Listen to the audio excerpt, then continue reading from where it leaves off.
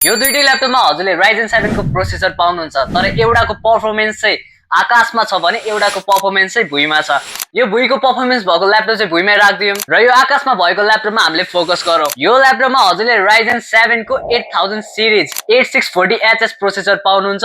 एकदमै balance performance र एकदमै राम्रो ब्याट्री लाइफ दिन्छ। मेन भनेको त हजुरले यसमा नोइज एकदमै कम पाउनुहुन्छ।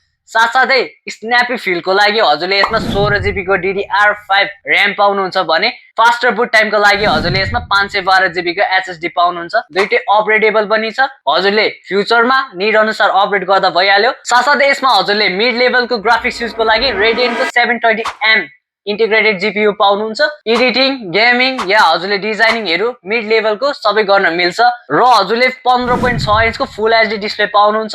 आइपीएस प्यानल भएको डिस्प्ले रहेको छ र बेजल पनि एकदमै स्लिम छ। हजुरलाई यो गेमिङ ल्यापटपको कम्प्यारिजनमा एकदमै लाइट वेट फिल हुनेछ र ओभरअलमा यो ल्यापटपले हजुरको सबै प्रब्लमहरु सल्भ गरिदिन्छ। लाइट वेट पनि छ, ब्याट्री लाइफ पनि राम्रो छ, फ्यानको नोइज पनि त्यति धेरै आउँदैन। हजुरले फ्युचरमा अपग्रेड पनि गर्न मिल्छ र साथसाथै हजुरले यसमा पर्फर्मेन्स पनि एकदमै ब्यालेन्स्ड पाउनुहुन्छ।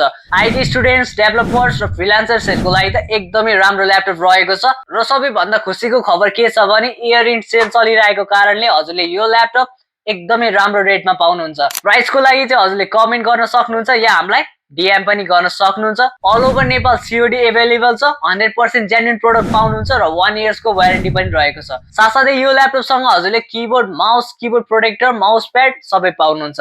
धन्यवाद।